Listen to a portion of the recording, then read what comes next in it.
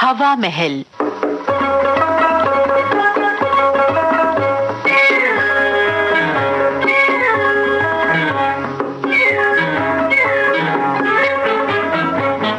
इस कार्यक्रम में आज आप सुनेंगे शिव शंकर वशिष्ठ लिखित ये रूपक सेवा और त्याग की मूर्ति बापू।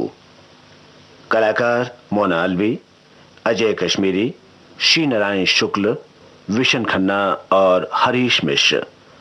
प्रस्तुति सहायिका शकुंतला पंडित, अभियंत्री सहायक प्रफुल्ल बढ़े और प्रस्तुतकर्ता अनुराधा शर्मा।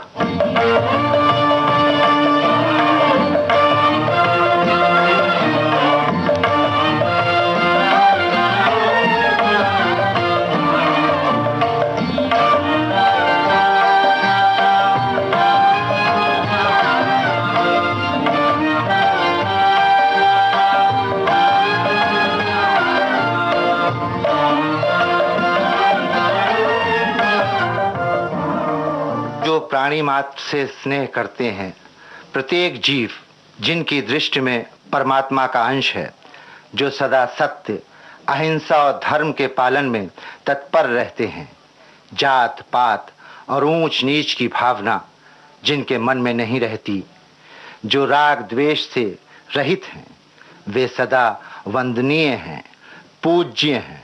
महात्मा गांधी की गणना ऐसे ही वंदनीय महापुरुषों में होती है। शरीर नश्वर है, आत्मा अमर है। गांधी जी की पंच महाभूतों से बनी काया भस्म हो गई, लेकिन उनके द्वारा किए गए लोकोत्तर कार्य कभी नष्ट नहीं होंगे। मानवीय मूल्यों की स्थापना के लिए किया गया उनका बलिदान हमेशा प्रेरणा का स्रोत बना रहेगा। सत्य, अहिंसा, सेवा, सादगी और त्याग की प्रतिमूर्ति बापू भारत के राष्ट्रपिता थे। मानवीय गरिमा के उच्च स्तर तक पहुंचने के लिए उन्हें जीवन के अनेक सोपानों से गुजरना पड़ा। ये घटना उन दिनों की है जब गांधी जी दक्षिण अफ्रीका में मानवीय अधिकारों की लड़ाई लड़ रहे थे।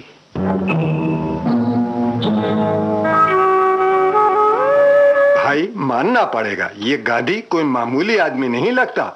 नाटाल में जहाज से उतरने के बाद गोरों ने उनके साथ निहायत बदसलूकी का बर्ताव किया, उनकी पगड़ी उछाली, गालियां दी, पर उन पर इसका कोई असर नहीं हुआ। यही नहीं, उन गोरों के खिलाफ मुकदमा चलाने के लिए भी गांधी जी तैयार नहीं हुए। कैसे होते? वो तो अहिंसा में विश्वास करते थे। वो कहते थे, जाने में अनजाने में हम अपने दैनिक जीवन में एक दूसरे के प्रति अहिंसक रहते हैं। मैंने भी उनके इसी लेख में पढ़ा है, अहिंसा की शक्ति बड़ी व्यापक और विलक्षण है। अहिंसा को जीवन में उतारने के लिए मन को संयमी और दृढ़ बनाना पड़ता है। मानसिक अहिंसा की स्थिति तक पहुंचने के लिए सतत प्रयास की जरूरत है। एक सिपाही के जीवन की तरह हमारे जीवन में उसका अनुशासन की तरह पालन होना चाहिए। मस्तिष्क, शरीर और वाणी के सामंजस्य से ही अहिंसा का प्रयोग हो सकता है। मैंने भी पढ़ा है, क्रोध आने पर भी जो अपने भावों को अपने वश में रखने में सफल होता है, वो धीरे धीरे अहिंसा को जीवन में अपना सकता है। हृदय में अहिंसा के नियम का पालन करने के लिए निरंतर सजग संघर्ष करते रहना चाहिए। अहिंसा ताकतवर का अस्त्र है, कमजोर आदमी के लिए उसकी कोई उपयोगिता नहीं। भय और प्रेम परस्पर विरोधी बातें हैं। प्रेम इस बात की परवाह नहीं करता कि बदले में उसे क्या मिलता है। गांधी जी सचमुच महान हैं। हमने ऐसा रहमदिल इंसान नहीं देखा। फरिश्तों की बात दीगर है। कुछ दिन पहले की बात है, एक कुष्ठ रोगी फकीर गांधी जी के घर के सामने बैठा था। उसके बदन से बदबू आ रही थी, मक्खियां उस पर भिनभिना रही थीं। गांधी जी कुछ देर तक उसे घूरते रहे, फिर बिजली की तरह दौड़कर उसके पास पहुंचे, उसे बड़े प्यार से उठाया और उसका हाथ पकड़कर घर ले आए। घर ले जाकर उसके जख्मों की मरहम पट्टी की, उसे खाना खिलाया। उस दिन उसे घर में रहने दिया। गांधी जी तो उसे कुछ दिन और भी घर में रखना चाहते थे, पर घर वाले नहीं माने। एक कुष्ठ रोगी को घर में आखिर कब तक आशा देते। गांधी जी उसे गिरमिटियों के अस्पताल में भर्ती कराए। भाई मैंने तो अपनी आंख से देखा है, रुस्तम जी के अस्पताल में गांधी जी रोज रोगियों की सेवा करने जाते थे, कंपाउंडरी करते थे। एक दिन मैं भी दवा लेने अस्पताल गया हुआ था। 2 कुष्ठ रोगी वहां आए। गांधी जी ने बड़ी मोहब्बत से उन्हें बैठाया, अपने हाथ से उनके जख्म साफ किए, पट्टी बांधी और विदा करते समय अपनी जेब से निकालकर उन्हें कुछ पैसे भी दिए। अब तुम ही कहो भाई, आज के जमाने में कोई ऐसा नेकदिल बंदा मिलेगा? कुष्ठ रोग का नाम सुनते ही सबके चेहरों पर शिकन आ जाती है। कुष्ठ रोगी को देखते ही सब दूर से मुंह चुराकर भागने लगते हैं। इसे छूत की बीमारी मानते हैं। कुष्ठ रोग को इंसान के गुनाहों की सजा समझते हैं। सब उसकी हवा से भी बचना चाहते हैं। और गांधी जी उसी कुष्ठ रोगी की खिदमत करते हैं, उसी से मोहब्बत करते हैं, इंसान की तरह उसे इंसानों जैसी इज्जत देते हैं। मैंने तो कोई माई का लाल ऐसा नहीं देखा। अस्पताल में कुछ रोगी ऐसे भी आते हैं जो इन कुष्ठ रोगियों से चिढ़ते हैं, छूत की बीमारी समझकर इनसे दूर रहना चाहते हैं। गांधी जी उन्हें प्यार से समझाते हैं, कुष्ठ रोग को एक शारीरिक रोग मानते हैं, कुष्ठ रोगियों के उपचार की व्यवस्था करते हैं, रोग से लड़ने की उनकी इच्छा शक्ति को जगाते हैं। गांधी जी महापुरुष हैं, तभी तो चारों ओर उनकी प्रसिद्धि फैल रही थी।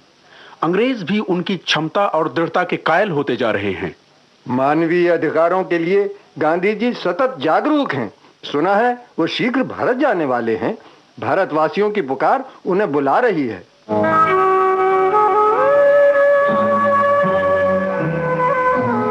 11 वर्ष दक्षिण अफ्रीका में रहने के बाद गांधी जी भारत लौटे। इस अवधि में उन्होंने 2 संकल्प लिए। शेष जीवन में वो ब्रह्मचर्य व्रत का पालन करेंगे और अंतिम सांस तक लोक सेवा करेंगे। जिस सत्य और अहिंसा का प्रयोग उन्होंने दक्षिण अफ्रीका में किया था, भारत की स्वाधीनता के लिए उसी सत्याग्रह का आश्रय लेकर उन्होंने स्वाधीनता आंदोलन को जनता का आंदोलन बना दिया। दीन दुखियों और रोगियों की सेवा के अतिरिक्त ग्राम सुधार, स्त्री शिक्षा, खादी के प्रयोग पर भी बल दिया। उनका विश्वास था कि दरिद्रों में नारायण का वास होता है। प्रार्थना गांधी जी की दिनचर्या का अंग थी। जिस तरह शरीर के लिए भोजन जरूरी है, उसी तरह आत्मा की उन्नति के लिए प्रार्थना जरूरी है। रघुपति राघव राजा राम, पावन सीताराम। ईश्वर अल्लाह तेरे नाम, सबको सुमति दे भगवान। ईश्वर अल्लाह तेरे नाम, सबको सुमति दे भगवान। ईश्वर अल्लाह तेरे नाम, सबको सुमति दे भगवान। ईश्वर अल्लाह तेरे नाम, सबको सुमति दे भगवान। जो ही अल्लाह सो ही राम, पतित पावन सीताराम। गांधी जी मानते थे बुद्ध, ईसा और मोहम्मद को प्रार्थना से आत्मबल प्राप्त हुआ। करोड़ों हिंदू, मुसलमान, सिख, ईसाई अपने जीवन का समाधान प्रार्थना में पाते हैं। गांधी जी का कहना है कि राजनैतिक क्षितिज में निराशा के स्पष्ट दर्शन होने पर भी मैंने कभी अपनी शांति नहीं खोई। कई व्यक्ति मुझे ऐसे भी मिले जिन्होंने मुझसे कहा, हमें आपकी शांति से ईर्ष्या होती है, लेकिन मैं आपको स्पष्ट करना चाहता हूं कि मुझे ये शांति प्रार्थना से ही मिलती है। प्रत्येक प्राणी को प्रयास करते हुए यह अनुभव करना चाहिए कि दैनिक प्रार्थना के रूप में वो अपने जीवन में किसी नवीन वस्तु की वृद्धि कर रहा है। बापू महान थे। उनके निर्वाण के समय पंडित जवाहरलाल नेहरू ने कहा था, एक विशाल छाया मूर्ति की तरह बापू भारत के इतिहास की आधी शताब्दी में पांव फैलाए खड़े हैं। ये मूर्ति भौतिक नहीं, आध्यात्मिक है। गांधी जी का जीवन किसी चमत्कार से कम नहीं।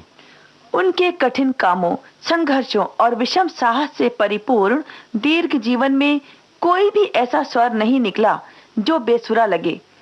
उनकी समस्त विविध प्रवृत्तियों में आश्चर्यजनक एक रसता थी।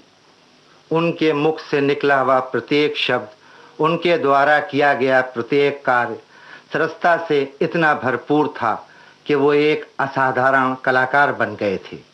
जीवन कैसे जिया जाता है, वो इस कला के धनी थे। उनके जीवन जीने की कला दुनिया के जीने की कला से सर्वथा अलग थी। फिर भी दुनिया उनके आगे नतमस्तक थी। जैसे जैसे बापू वृद्ध होते गए, उनकी देह उनके भीतर की शक्तिशाली आत्मा का वाहन दिखाई देती थी। उनकी बात सुनते हुए या उन्हें देखते हुए लोग उनकी बाहरी काया को देखना भूल जाते थे। इसीलिए जहां वो बैठते थे, वो स्थान मंदिर के समान पावन हो जाता था। जहां वो चलते थे, वो मार्ग पूजा का मार्ग बन जाता था। उनकी महानता को हमारी आंखें स्पष्ट रूप से नहीं देख पा रही।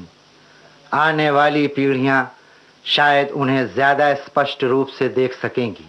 अंतर्राष्ट्रीय ख्याति प्राप्त वैज्ञानिक आइंस्टीन ने उनके महानिर्वाण पर कहा था, आने वाले जमाने को आश्चर्य होगा कि ऐसा व्यक्ति सदेह रूप में कभी धरती पर रहता था।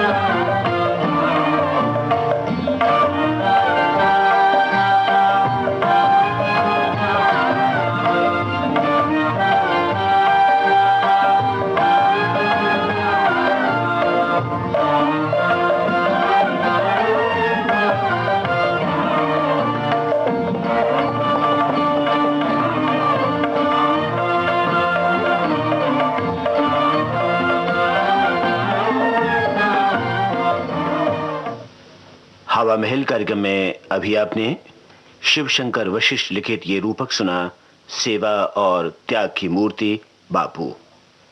कलाकार थे मोना अलवी, अजय कश्मीरी, श्री नारायण शुक्ल, विशन खन्ना और हरीश मिश्र। प्रस्तुति सहायिका शकुंतला पंडित, अभियंत्री सहायक प्रफुल्ल बढ़े और प्रस्तुतकर्ता अनुराधा शर्मा।